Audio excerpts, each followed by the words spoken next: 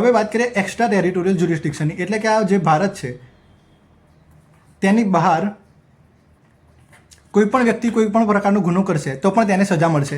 કઈ કઈ પરિસ્થિતિમાં એ સમજો. સેક્શન 1 ક્લોઝ 5 લખવામાં આવ્યું છે કે ભાઈ જો કોઈ વ્યક્તિ ભારતનો નાગરિક છે,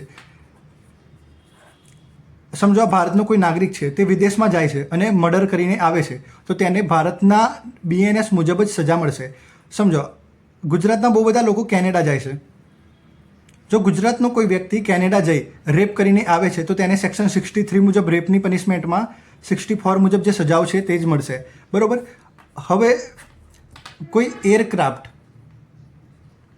અથવા તો કોઈ શિપ, કોઈ પ્લેન અથવા તો કોઈ શિપ જે ભારતમાં રજિસ્ટ્રેશન જેનું થયું હોય તે પણ જો તેમાં પણ કોઈ પણ પ્રકારનો ગુનો થશે તો પણ તેની સજા BNS મુજબ મળશે. સમજો આ એક શિપ છે, અહીંયા એ વ્યક્તિ બી વ્યક્તિને મારી નાખે છે તો આ એ વ્યક્તિને પણ BNS મુજબ સજા થશે. કેમ? કારણ કે આ જે શિપ છે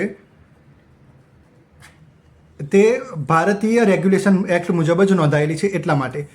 એ જ પ્રમાણે જો ભારતનું એરોપ્લેન ક્યાંય પણ ઉડતું હોય પરંતુ જો તેના પર કોઈ પણ પ્રકારનો તેમાં ગુનો થશે તો પણ તેની સજા BNS મુજબ જ મળશે. એ પછી છે કોમ્પ્યુટર રિસોર્સિસ, એટલે કે સમજી લો દુનિયામાંથી કોઈ પણ માણસ બેઠા બેઠા ભારતના કોમ્પ્યુટર રિસોર્સિસને ટાર્ગેટ કરે છે અને કોઈ પણ પ્રકારની પ્રોબ્લેમ ઊભી કરે છે તો તે વ્યક્તિને પણ ભારતમાં સજા મળશે.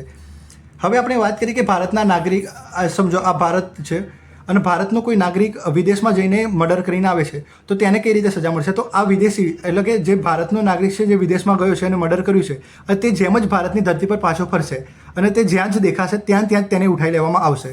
પછી વાત કરીએ કે આ ભારતનો દરિયો છે. આપણે ભણ્યું હતું કે ભાઈ ગુજરાતમાં 1600 કિલોમીટર લાંબો દરિયો છે, તો જે આપણો દરિયો છે ત્યાં પણ કોઈ પણ પ્રકારનો ગુનો થશે તો પણ આપણે જ BNS મુજબ જ સજા આપીશું. પછી સેક્શન 1 ક્લોઝ 6 શું કહે છે કે ભાઈ આર્મી, નેવી અને એરફોર્સ આ લોકોને સજા BNS મુજબ નહીં મળે, એમના સ્પેશિયલ એક્ટ મુજબ સજા મળશે. Thank you. હવે આપણે 6 ક્લોઝ તો સમજી લીધા, પણ એ સમજીએ કે અહીંયા પ્રેસિડેન્ટ ઓફ ઇન્ડિયા કેમ લખવામાં આવ્યું છે. તો બધાને ખબર છે કે ભાઈ લોકસભા અને રાજ્યસભા એમ બે આપણા ગૃહ છે. જો કોઈ પણ બિલ આવશે એ લોકસભામાં જશે તો અહીંયાથી પાસ થશે અને રાજ્યસભામાં જશે. રાજ્યસભામાં પણ પાસ થશે પછી એ પ્રેસિડેન્ટ જોડે જશે અને પ્રેસિડેન્ટ એમાં સાઇન કરશે પછી જ એ બિલ છે એ એક્ટ બનશે. એટલે પ્રેસિડેન્ટે 25 ડિસેમ્બર 2023ના દિવસે અહીંયા સાઇન કરી હતી. તેથી આ જે કાયદો છે એ આ જે બિલ છે એ કાયદો બની ગયો. હવે સેક્શન 2 એ ડેફિનેશનની વાત કરે છે. જો તમારે ડેફિનેશન સમજવી હોય તો કમેન્ટ જરૂરથી કરો.